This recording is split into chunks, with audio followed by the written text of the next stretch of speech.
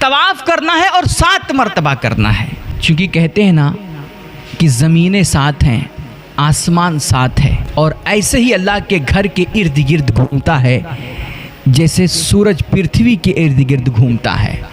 جیسے چاند زمین کا چکر کاٹتا ہے. حضرت سیدہ ہاجرہ نے یہ چکر کیوں کاٹی تھی صفا و مروہ کے درمیان؟ ایک اللہ کے بندے کے لیے نا، ایک مخلوق کے لیے نا. یہ سعی آخر کس چیز کی یاد ہے؟ یہ انسانیت کے لیے تڑپنا،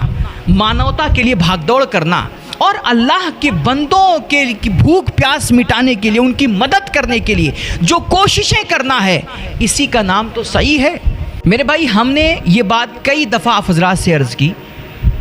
کہ دین اسلام میں جو عبادتیں ہم پر فرض ہوئی ہیں نا،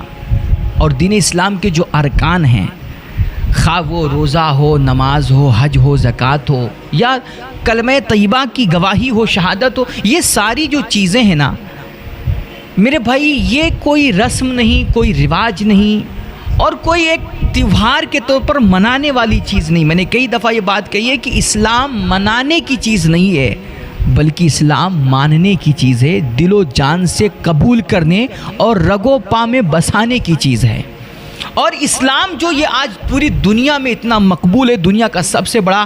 دین اور دھرم مانا جاتا ہے، اور پورے آفاق میں جو اس کی خوشبوئیں بکھری پڑی ہیں میرے بھائی، اس کی وجہ یہی ہے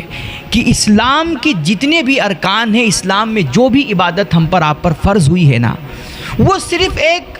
عبادت کے لیے نہیں ہے اور ایک رسم و رواج کے لیے نہیں ہے، بلکہ اسلام کے جتنے بھی ارکان ہیں، جتنی بھی عبادتیں ہیں، وہ اصل میں ہمیں آپ کو صحیح معنوں میں انسان بنانے کے لیے فرض ہوئی ہیں. وہ صحیح معنوں میں ہمیں آپ کو مانوتا کی تعلیم کے لیے، انسانیت سکھانے کے لیے ہم پر آپ پر فرض ہوئی ہیں. آپ کوئی بھی عبادت لے لیجئے، چاہے نماز ہو، روزہ ہو، حج ہو، زکوٰۃ ہو، سب کے پیچھے اگر آپ دیکھیں گے نا تو انسانیت کی بھلائی اور مانوتا چھپی ہوئی ہے، مروت چھپی ہوئی ہے، اخلاق اور کردار، خوبصورت کلچر چھپا ہوا میرے بھائی. اسی وجہ سے اسلام پوری دنیا کا سب سے بڑا دین اور دھرم مانا جاتا ہے. اور دنیا کا جس نے بھی اسلام کو گہرائی سے پڑھا اور اسلام کے ارکان کا مطالعہ کیا، اس کے پیچھے چھپی حکمتوں کو جس نے دیکھ سمجھا نا میرے بھائی، وہ اسلام ہی کا ہو کر کے رہ گیا. ہم بات کر رہے تھے حج کے تعلق سے. ہمارے دین میں حج کی اتنی جو زیادہ امپورٹنس ہے اور اس کی جو اتنی اہمیت ہے، اس کی بھی وجہ یہی ہے کہ حج یہ کوئی صرف عبادت نہیں میرے بھائی،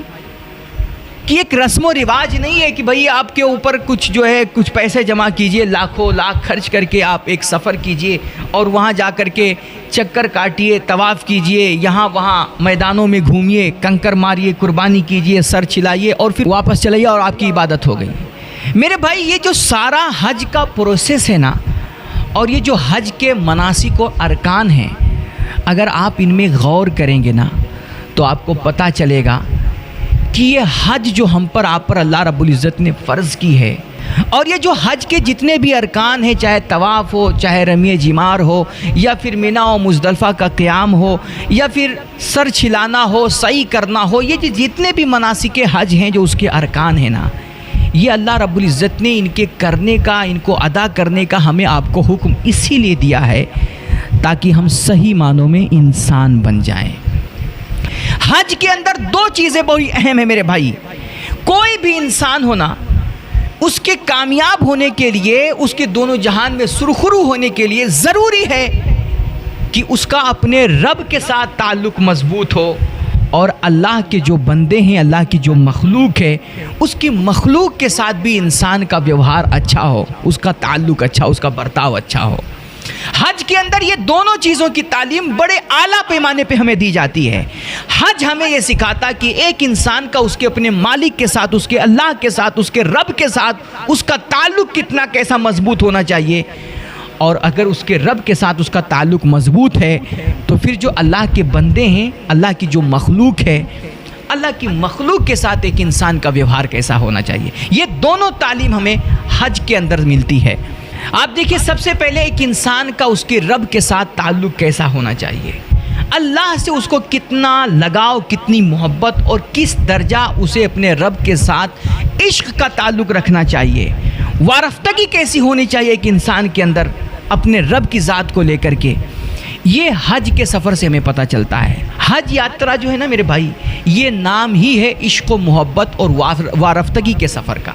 اسی لیے جب ایک حاجی اپنے گھر سے حج کے لیے حج کے سفر پہ روانہ ہوتا ہے نا، آپ دیکھیے اس کی کیفیت کیا ہوتی ہے، اس کے احساسات اور اس کے جذبات کیسے ہوتے ہیں، اس کا رنگ کیسا ہوتا ہے میرے بھائی۔ کہتے ہیں ہر انسان جب تک اپنے شہر میں رہتا ہے، گاؤں میں رہتا ہے، ملک میں رہتا ہے، وہ جہاں بھی رہتا ہے نا، وہ آزاد ہوتا ہے کہ وہ جو چاہے پہنے، اور ہر زمین کے خطے کا اپنا اپنا پہناوا ہے، اپنا اپنا اوڑھاوا ہے، اپنا اپنا کلچر ہے، اپنی تہذیب ہے، اپنی بولی ہے، اپنی زبان ہے، ہر کسی کا اپنا مخصوص لباس ہے۔ لیکن جب انسان ایک حاجی سفر حج پہ روانہ ہوتا ہے نا، تو اب دیکھیے کیسی وارفتگی ہوتی ہے، کیسا والیانہ انداز ہوتا ہے کہ وہ اپنا پہناوا اوڑھاوا، اپنی بولی، اپنی تہذیب، اپنا کلچر سب کچھ پیچھے چھوڑ دیتا ہے اور سب کچھ بھول جاتا ہے۔ اب اس پر ایک ایسی دیوانگی سوار ہوتی ہے، وہ ایسا والیانہ وار اپنے رب کے دربار کی طرف، اپنے رب کی بارگاہ کی طرف کشاں کشاں کھچا ہوا چلا جاتا ہے، اور اس پہ ایسی مستی سوار ہوتی ہے، نہ اسے اپنے لباس کی فکر ہوتی ہے، نہ اپنی تہذیب کی فکر ہوتی ہے۔ وہ پہلے تھا بڑا ٹھاٹ باٹ کرنے والا تھا، بڑا لباس فاخرہ پہننے والا تھا، لیکن جیسے انسان سفر حج پہ روانہ ہوتا ہے، میقات پہ پہنچتا ہے، تو اپنی ٹھاٹ باٹ پیچھے چھوڑ کر کے اب وہ صرف 2 چادریں کفن کی طرح اپنے بدن پہ لپیٹ لیتا ہے، اور اب حکم ہوتا ہے کہ اب تو بال میں کنگھے نہیں کر سکتا، تیل نہیں لگا سکتا، خوشبو نہیں لگا سکتا، آنکھوں میں سرما نہیں ڈال سکتا۔ وہ والیانہ وار، مستانہ وار اپنے رب کی عشق و مستی میں جھومتا جھامتا کفن کی طرح 2 چادریں صرف بدن پہ لپیٹ کر کے لبیک اللہم لبیک کی صدائیں بلند کرتا ہوا وہ اپنے رب کی بارگاہ کی طرف دوڑا دوڑا چلا جاتا ہے۔ ہر کسی کا لباس ایک ہوتا ہے، ہر کسی کی زبان ایک ہوتی ہے، ہر کسی کی بولی ایک ہوتی ہے، لبیک اللہم لبیک لا شریک لک لبیک۔ یہ انسان کی وارفتگی، وہ اپنی محبت اور عشق کا اظہار کر رہا ہوتا ہے اپنے رب کی ذات کے ساتھ۔ اور آپ دیکھیے ہمارے فقہا فرماتے ہیں، آپ نے یہ مسئلہ سنا ہوگا کہ آپ عام اپنے شہر میں رہ کر کے نا اپنی مسجد میں جائیں، اپنی عبادت گاہ میں جائیں نا، تو اللہ کے گھر میں مسجدوں میں آپ بلند آواز سے بات نہیں کر سکتے، آپ بلند آواز سے کوئی ذکر نہیں کر سکتے۔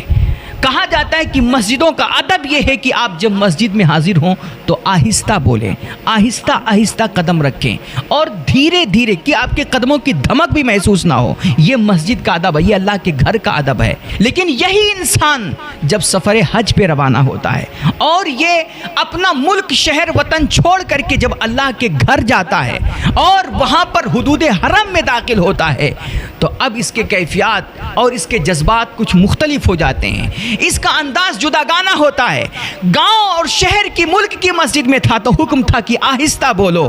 لیکن یہی انسان جب اللہ کے گھر پہنچتا ہے، اس کے اصلی گھر پہنچ کر کے اس کا انداز بدلا ہوا ہوتا ہے، اور یہ چیخ چیخ کر کے بلند آواز سے صدائیں لگا رہا ہوتا ہے، لبیک اللہم لبیک لا شریک لک لبیک۔ یہ انسان کی وارفتگی ہوتی ہے، یہ اس کا والیانہ انداز ہوتا ہے، یہ اس کا اپنے رب کے ساتھ عشق کا اظہار ہوتا ہے، اور وہ ادھر ادھر چکر کاٹ کر کے، طواف کر کے اور بھٹک بھٹک کر کے آواز لگا رہا ہوتا ہے، لبیک میرے کریم تیرا گھر تو سامنے ہے، لیکن تو کہاں ہے، تیری ذات کدھر ہے۔ یہ عشق کا انداز ہوتا ہے، یہ محبوب کی تلاش ہوتی ہے۔ ایک حاجی اپنے رب کو ڈھونڈ رہا ہوتا ہے، رب کی ذات کو تلاش رہا ہوتا ہے کہ ساری دنیا چھوڑ کر کے، وطن چھوڑ کر کے، بیوی بچے چھوڑ کر کے، خاندان رشتہ دار پیچھے چھوڑ کر کے، میرے کریم میں آج تیری بارگاہ میں حاضر ہوا ہوں۔ اے اللہ اب تو اپنی ذات کے جلوے دکھا دے، اے اللہ اپنی تجلیاں ہمیں عطا فرما دے۔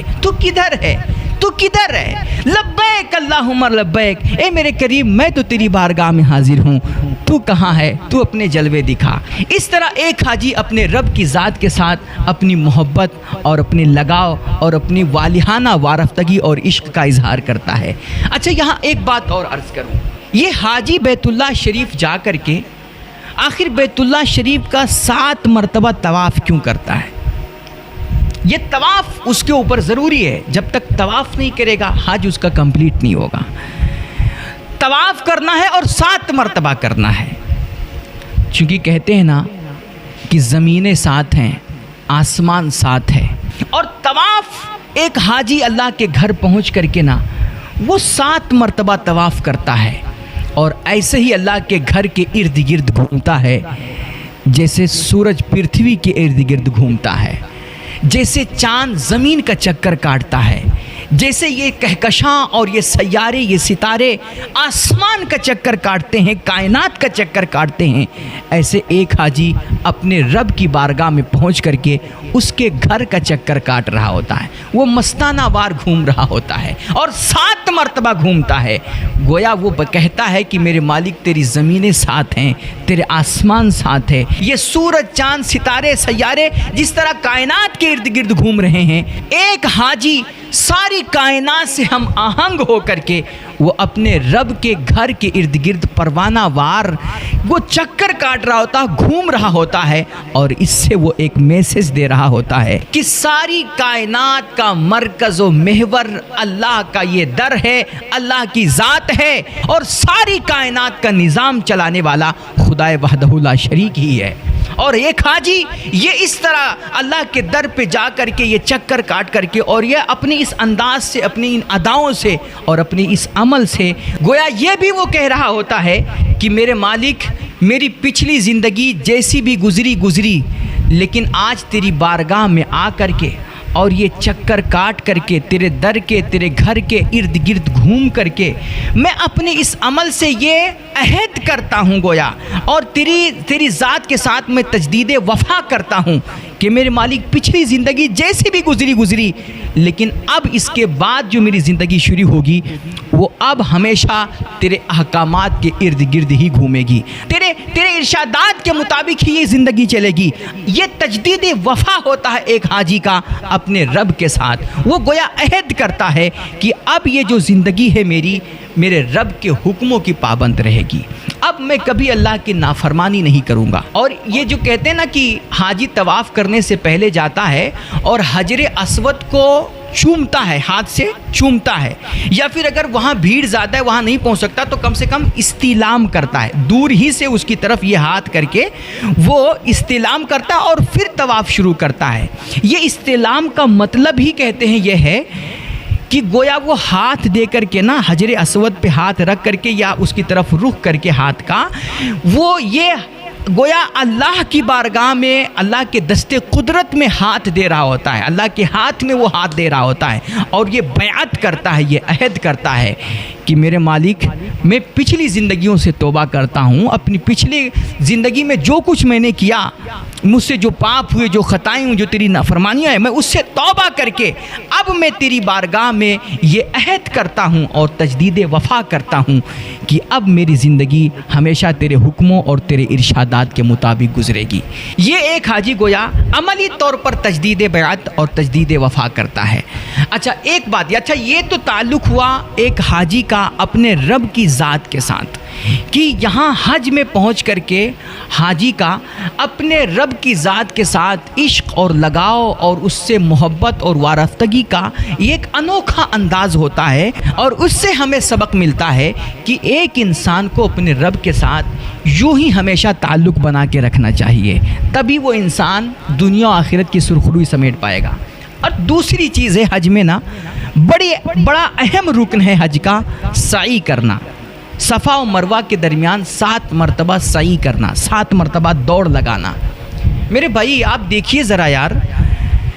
کہ یار انسان قرآن پڑھے، نماز پڑھے تو سمجھ میں آتا ہے، انسان سمجھ لے گا، دوسرا بھی کوئی انسان دیکھے گا تو دیکھے گا اس کے حرکتوں سے کہ ہاں یار یہ عبادت کر رہا ہے، یہ نماز پڑھ رہا ہے، یہ اپاسنا کر رہا ہے، یہ پرارتھنا کر رہا ہے، جو بھی ہے اپنی زبان میں وہ سمجھ جائے گا کہ ہاں بھائی یہ اپنے مالک کی عبادت کر رہا ہے. لیکن حج ایک عجیب و غریب قسم کی عبادت ہے میرے بھائی، کہ کہیں چکر کاٹنا ہے، کہیں کنکر مارنا ہے، کبھی جا کر کے رات گزارنی ہے، کبھی جا کر کے دعا کرنا ہے، کہیں رونا ہے، کہیں گڑ گڑانا ہے، کبھی چیخنا ہے، کبھی آواز لگانا ہے، کہیں صدائیں بلند کرنی ہے، لبیک اللہم لبیک. یار بھائی یہ چکر کاٹنے، دوڑ لگانے اور جو ہے سعی کرنے اور کنکر مارنے، پتھر مارنے، رات گزارنے ابھی کوئی عبادت ہے کیا؟ میرے بھائی اسی کا نام تو دیوانگی ہوتی ہے، اسی کو تو عشق کہتے ہیں، اسی کو تو محبت کہتے ہیں، اور اسی کو تو وارفتگی کہتے ہیں۔ تو حاجی نا اپنے رب کی محبت اور عشق میں ادھر ادھر دوڑ رہا ہوتا ہے، چکر کاٹ رہا ہوتا ہے، اور وہ اپنے رب کی تلاش میں ادھر ادھر بھٹک رہا ہوتا ہے، اس کی یہ ادائیں ہی اللہ کی بارگاہ میں مقبول ہوتی ہیں، اور یہ سب سے بڑی عبادت کہی جاتی ہے۔ تو سعی کی میں بات کر رہا ہوں کہ سعی بھی نا 7 مرتبہ صفا و مروہ کے درمیان سعی کرنا، دوڑ لگانا، چکر کاٹنا بھی یہ حج کا ایک اہم رکن ہے، اور یہ بھی عبادت ہے، بغیر اس کے آپ کا حج کمپلیٹ نہیں ہوگا۔ تو یہ سعی کیا ہے میرے بھائی؟ سعی اصل میں انسانیت کے لیے تڑپنا، اللہ کے بندوں کے لیے بے چین ہونا، بے قرار ہونا، اور مانوتا کے لیے بھاگ دوڑ کرنا، یہ اصل میں سعی ہے، سعی کی اصل روح ہے۔ دیکھیے یہ سعی کیا ہے؟ سعی تو اصل میں حضرت سیدہ ہاجرہ رضی اللہ تعالیٰ عنہ کی یاد ہے نا، کہ انہوں نے صفا و مروہ کے درمیان 7 چکر لگائے تھے، اسی کی یاد میں ہمیں آپ کو 7 مرتبہ چکر لگانا پڑتا ہے صفا و مروہ کے درمیان۔ انہوں نے یہ چکر کیوں لگائے تھے؟ حضرت سیدہ ہاجرہ نے یہ چکر کیوں کاٹی تھی صفا و مروہ کے درمیان؟ ایک اللہ کے بندے کے لیے نا، ایک مخلوق کے لیے نا، اللہ کے ایک بندے پہ اپنی مامتا نچھاور کرنے کے لیے نا، یہ سعی آخر کس چیز کی یاد ہے؟ یہ انسانیت کے لیے تڑپنا، مانوتا کے لیے بھاگ دوڑ کرنا، اور اللہ کے بندوں کے بھوک پیاس مٹانے کے لیے، ان کی مدد کرنے کے لیے جو کوششیں کرنا ہے، اسی کا نام تو سعی ہے۔ حضرت سیدہ ہاجرہ نے دیکھا کہ حضرت سیدنا اسماعیل علیہ الصلوۃ والتسلیم یہ بھوک پیاس سے تڑپ رہے ہیں، ان کا گلا سوکھ رہا ہے، اور پانی کا کہیں کوئی ایک قطرہ نہیں ہے، تو اسی پانی کی تلاش میں وہ کبھی صفا پہاڑی پر چڑھتی کہ کہیں کوئی قافلہ نظر آ جائے، کوئی انسان نظر آئے، اس کے پاس پانی ہو تو ہم پانی لے کر کے اللہ کے اس بندے کی پیاس بجھا دیں، اپنے اس بچے کی پیاس بجھا دیں۔ یہاں کوئی نظر نہیں آتا، آپ دوڑ کر کے مروہ پہ جاتی، مروہ پہ چڑھتی، وہاں پانی تلاش کرتی، قافلہ ڈھونڈتی، کوئی انسان ڈھونڈتی، کوئی ایک مانوس نظر آ جائے کہ جس کے پاس پانی ہو، پانی کا کوئی قطرہ ہو، ہم اسے لے کر کے اپنے اس بچے کو پلا دیں اور ان کی پیاس بجھ جائے۔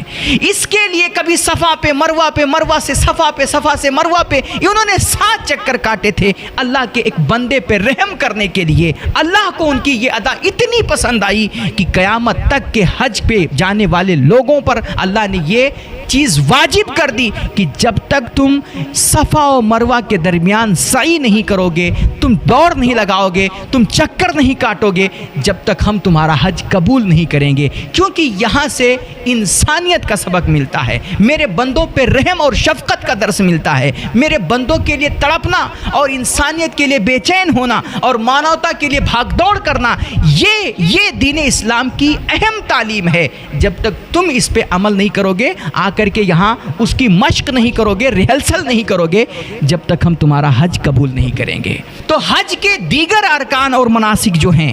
یہ ہمارا اپنے رب کے ساتھ تعلق کیسا ہونا چاہیے، دیگر ارکان یہ سکھاتے ہیں، اور سعی ہمیں آپ کو یہ سکھاتی ہے کہ رب کے ساتھ اگر تمہارا تعلق مضبوط ہے، اگر تم رب کے ساتھ عشق کرتے ہو، اس کی ذات سے محبت کرتے ہو، اس سے بے انتہا لگاؤ رکھتے ہو، تو پھر اللہ کے بندوں پہ بھی تم رحم کرو، انسانیت پہ بھی رحم کرو، اور اس کے بے یار و مددگار، بے سہارا جو بندے ہیں ان کے لیے تڑپو، ان کے کام آؤ، ان کا سہارا بنو، اور تب تم صحیح معنوں میں، حقیقی معنوں میں انسان بنو گے۔ اور اسی لیے دیکھیں صحیح حاجی حج پہ جا کر کے کرتا ہے، اور حج پہ جا کر کے سال میں 1 مرتبہ کرنا ہوتا ہے، اور وہاں سے یہ پریکٹس کر کے، یہ مشق کر کے، اور صفا و مروہ کے درمیان دوڑ لگا کر کے، وہاں سے ہم یہ ریہرسل کر کے سیکھ کر کے آتے ہیں کہ ایک دفعہ حج پہ جا کر کے تم نے صحیح کر لی ہے، وہاں تم نے یہ سبق حاصل کر لیا ہے، تو اب زندگی بھر اللہ کے بندوں کے لیے آپ کو صحیح کرتے رہنا ہے، زندگی بھر آپ کو انسانیت کے لیے صحیح کرتے رہنا ہے۔ اور اسی لیے میرے نبی فرماتے ہیں الساعی علی الارملۃ والمسکین کالمجاہد فی سبیل اللہ، کہ بیواؤں کے لیے، یتیموں کے لیے اور مسکینوں، محتاجوں اور ضرورت مندوں کے لیے تڑپنے والا، سعی کرنے والا اور ان کے مدد کی کوششیں کرنے والا جو انسان ہوتا ہے وہ اللہ کی راہ میں جہاد کرنے والے مجاہد کی طرح ہوتا ہے۔ اس کو اللہ رب العزت اتنا ثواب عطا فرماتا ہے جیسے کوئی راتوں رات مصلی پہ کھڑے ہو کر کے ہمیشہ نمازیں پڑھے، پوری رات جا کر کے وہ نفل پڑھے، تہجد پڑھے، مصلی پہ بیٹھ کر کے راتوں رات گڑ گڑائے، اللہ سے دعائیں کرے اور وہ تلاوت قرآن کرے اور وہ ہمیشہ بلا ناغہ سالوں سال روزے رکھے۔ جتنا ثواب اللہ اس عابد کو عطا فرماتا ہے نا، اتنا ثواب اللہ رب العزت ایک مسکین، بیوہ، یتیم اور بے سہارا کے لیے تڑپنے والا، اس کے لیے بھاگ دوڑ کرنے والا اور اس کی مدد کرنے والے انسان کو عطا فرماتا ہے۔ تو آپ سعی کیجئے میرے بھائی، انسانیت کے لیے سعی کیجئے، غریبوں، مسکینوں، یتیموں کے لیے سعی کیجئے، اور یہ سعی آپ کبھی بھی کر سکتے ہیں۔ وہ صفا و مروہ کے درمیان کی سعی تو صرف جو صاحب استطاعت ہے حج پہ جا سکتا ہے، حاجی ہی کر سکتا ہے، لیکن یہ سعی جو ہے نا، یہ کوئی بھی کر سکتا ہے اور کہیں بھی رہ کر کے کبھی بھی کر سکتا ہے۔ اس لیے ہماری آپ کی کوشش ہونی چاہیے کہ ہم اللہ کے بندوں کے لیے سعی کریں۔ ایک سعی زندگی میں ایسی ضرور کرنی چاہیے، لیکن سعی کے لیے ہاں ایک بات اور یاد آ گئی۔ سعی دیکھیے نا، وہ جو سعی کرنی ہے وہ صفا مروہ کے درمیان سعی کرنی ہوتی ہے۔ صفا اور مروہ، صفا اور مروہ، ویسے تو یہ دو پہاڑیاں ہیں، لیکن یہ لفظ بہت قابل غور ہے۔ صفا یعنی کہ صفائے قلب، خلوص، دل کی پاکیزگی، من کی ستھرائی، اندر کی پاکی، یہ بہت ضروری ہے۔ آپ جب اللہ کے بندوں کے لیے سعی کریں، غریبوں، یتیموں، مسکینوں کی مدد کریں، تو دکھاوے کے لیے نہیں، شہرت کے لیے نہیں، ناموری کے لیے نہیں، فیمس ہونے کے لیے نہیں، بلکہ اپنے من کی صفائی اور ستھرائی کے ساتھ، دل کی پاکیزگی کے ساتھ، خلوص کے ساتھ، صرف اپنے رب کی رضا کے لیے آپ اللہ کے بندوں کی مدد کیجئے۔ صفائے قلب بہت ضروری ہے، ورنہ آپ کی یہ سعی کبھی قبول نہیں ہوگی۔ تو صفائے قلب سے ہے اور مروہ یہ مروت سے ہے۔ آپ کی سعی اللہ کی بارگاہ میں اسی وقت مقبول ہوگی، اسی وقت قابل قبول ہوگی جب آپ کی اس سعی میں یہ دو چیزیں شامل ہوں گی لازمی طور پر، ایک صفائے قلب اور دوسری مروت۔ تب اللہ آپ کی یہ سعی اپنی بارگاہ میں قبول کرے گا اور آپ کو مجاہد فی سبیل اللہ کا ثواب عطا فرمائے گا۔ تو حج کے ارکان پہ اگر آپ غور کریں نا، تو اس طرح ہمیں اللہ کے ساتھ تعلق کیسا رکھنا چاہیے، اس کے بندوں کے ساتھ کیا ویوہار کرنا چاہیے، کیسا برتاؤ کرنا چاہیے، یہ سب ہمیں حج کے ارکان سے سبق ملتا ہے۔ اس لیے حج کی اسلام میں، دین میں بڑی امپورٹنس ہے، بڑی اہمیت ہے۔ آخر میں حاجی جو ہوتا ہے نا، وہ اپنا سر چھلاتا ہے، اپنے بال منڈاتا ہے، یہ بھی ایک خاص پیغام رکھتا ہے۔